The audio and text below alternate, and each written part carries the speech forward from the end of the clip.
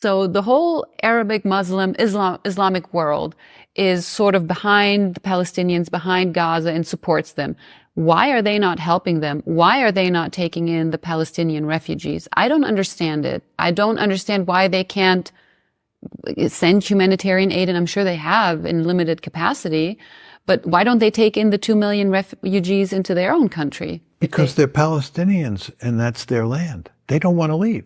As a German, you don't want to leave Germany and move into Poland. Yeah, but I mean, or move into Czech. No, well, but that's de facto what happened after the World War. You know, like the frontiers. I don't know. Countries get new. How do you say Grenzen? Borders. Borders. Thank you. Countries have new borders.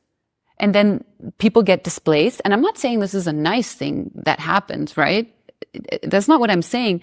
But how? But you're saying it's acceptable. No, I'm not saying it's acceptable. I'm just saying that the Palestinians are still considered refugees after being there for 70 years. Why are they still considered refugees? It's not like in Germany or after all the displacement happened after the Second World War. Because this is their land. In fact, they want their land back. That's what Hamas is all about.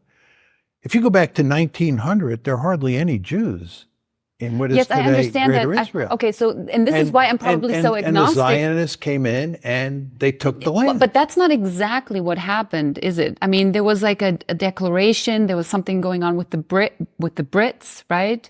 That gave the Israelis the land, or the Jews. You think the British had the right to give the Palestinians No, that's not what I'm land? saying.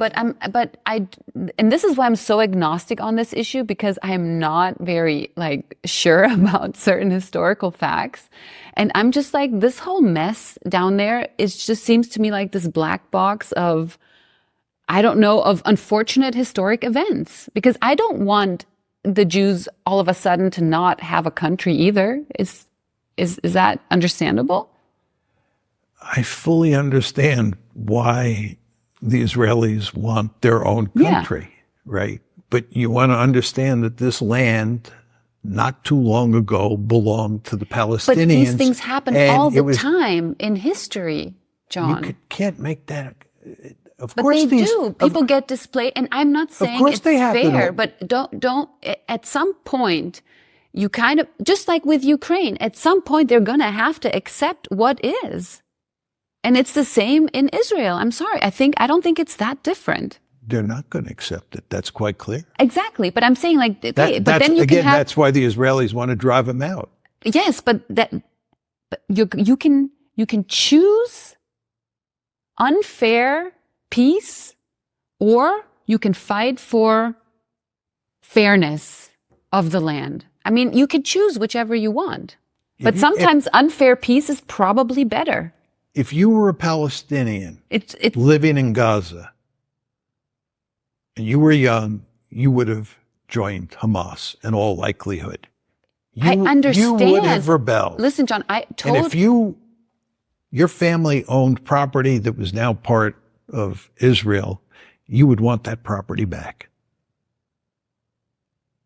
You would view it as your property, right? After decades and decades? Yes, exactly. Germany doesn't want territory back in Poland or in Czech. Many Jews argue that Israel has a deed to the territory that it now controls. Yes, a biblical deed, right? Which is the Bible. It's a little ridiculous. I do understand that. I totally understand it, but I'm talking about like the situation we have right now. So what are we going to do with what we have right now? And sometimes things are unfair, John. It's just how it goes. Do we want this fighting to continue forever? Because this is what I'm thinking. I want to be very clear here. The United States believed for a long time that it had a solution, and many American leaders still believe there is a solution. It's the two-state solution. In other words, divide the land, divide Greater Israel, give the Palestinians a viable state of their own. This is not a viable solution. You've said so yourself. This is not going to happen. That's right. But why is it not a viable solution? Well, probably because the Israelis don't want to give them their land. That's right? correct. Yeah. That's right. I recognize that. Well, if they don't give them their land, you can then expect the Palestinians to fight back. Okay, I understand this, and I totally understand. I understand that when you're a young person in Gaza and you've seen your family be killed by an IDF attack or what, I understand it completely. I just wonder for how long do we want to continue this conflict? Whose way? Well, I mean, it's not only. It's for how long do the Palestinians want to continue to resist, and for how long do the Israelis want to continue? Well, it's not just between Israel and the Palestinians, is it? There's obviously a global community that is involved.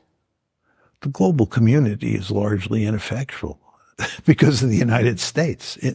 You pointed out that Steve Walt and I wrote this book. The United States basically supports Israel. But that's why I'm saying there's other countries involved. It's not just Israel and the resistance in Gaza. Yeah, but the country that's involved that matters is the United States, and it's joined at the hip with Israel. It does basically what Israel wants. We wanted a two-state solution. It's just very important to understand that. Every president from Jimmy Carter forward was deeply committed to creating a two-state solution. We could not get a two-state solution because Israel had little interest, and the lobby went to great lengths to undermine the pressure that any American president put on Israel to move to a two-state solution. You ended up with an apartheid state. And when you have an apartheid state where you have, roughly an equal number of Palestinians and Israeli Jews living inside it, the dominated group is going to revolt. And there are other centrifugal forces at play inside the country as well. So this is a country that's in real trouble. And again, American presidents wanted to help solve this problem a long time ago by moving to a two-state solution. But the Israelis thought that they could beat the Palestinians into submission or keep them under control. And they were wrong. This has been an interesting discussion. I think that I'll probably keep I won't keep my agnostic view on Israel and Gaza because I do understand that what's happening is unfair. It's not just, right?